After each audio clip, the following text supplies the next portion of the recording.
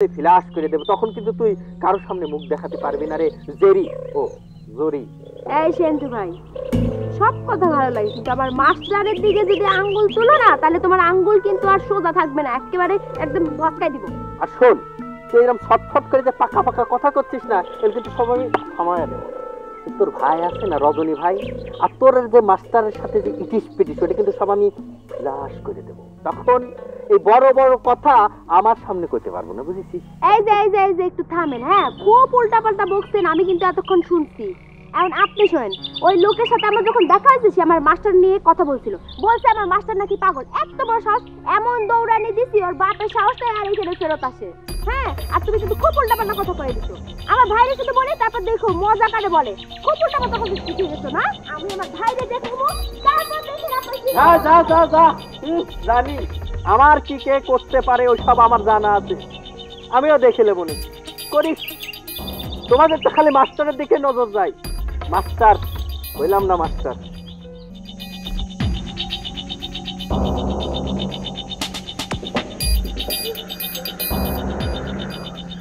আমাকে দিন পার হয়ে গেল, আমার তোমাকে বাড়ি ফেললো না।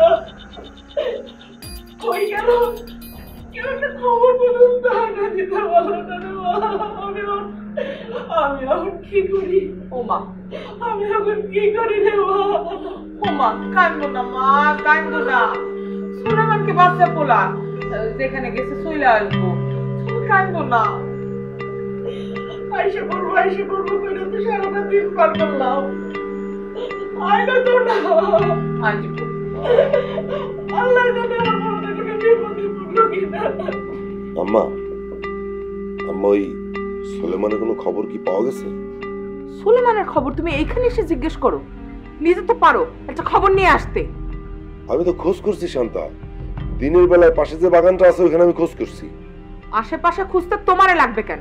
আশেপাশে খুঁজতে হলে তো আমিই পারি। আর আশেপাশে যদি থাকতো তা এতক্ষণে তো চলেই আসতো। ওই সুলেমান কুসুমদের বাসায় যায় নাই তো? ওই বাড়িতে গেলে তো এত কোনো খবর চলে আসতো।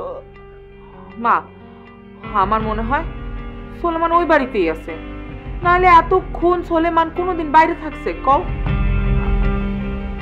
ওরা ষড়যন্ত্র কইরা ওরা আটকায় রাখে নাই তো, আবার বিয়াটা না পড়ায়া দেয়। কি কস্তুরি? হ্যাঁ, ওরা লোভে পড়ে গেছে। যখন বুঝছে আমরা বিয়াটা দিব না, তখন সুলেমানরে আটকায়া বিয়েটা পড়াই দিছে। দেখো, তোমার কথা যদি সত্য হয় তাহলে কিন্তু খুব খারাপ কাজ হয়েছে। সত্য হবে না কেন? কোনদিন শুনছো আমি মিথ্যা কথা বলছি? না না, কোনোদিনও আমি শুনি নাই যে তুমি মিথ্যা কথা বলছো। তাহলে আবার কাউ কেন? মা, আমি কই কি, আব্বারে কও থানাতে পুলিশ নিয়ে ওই বাড়ি হামলা করতে, তাহলে পুলিশ ওরে উদ্ধার করে নিয়ে আসতে পারবে। পুলিশ গিয়া কি করবো? বিয়া যদি ওরা করেই ফেলায় তাহলে পুলিশের তো কিছু করার নাই। তাছাড়া সুলেমানের কিন্তু বিয়ার বয়স হয়েছে এবং সুলেমান কুসুমরে পছন্দ করে, আর তারা কিন্তু জোর করে বিয়াটা করাইবে না। এই, তোমার এত কথা বলতে বলছি, চুপ করো। আচ্ছা ঠিক আছে, আমি চুপ। মা, তুমি আব্বারে এক্ষুন পুলিশ নিয়ে যাইতে বলো। আমার মাথায় তো কিছু ঢুকতেছে না।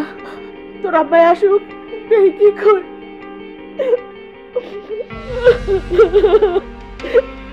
সারাটা দিনে আমার পোলাটার খবর খাই না, দিতে পারলো না। আল্লাহ গো, আমার পোলারে তুমি হাইনা দাও। আল্লাহ, তুমি আমার পোলার কোথায় না দাও।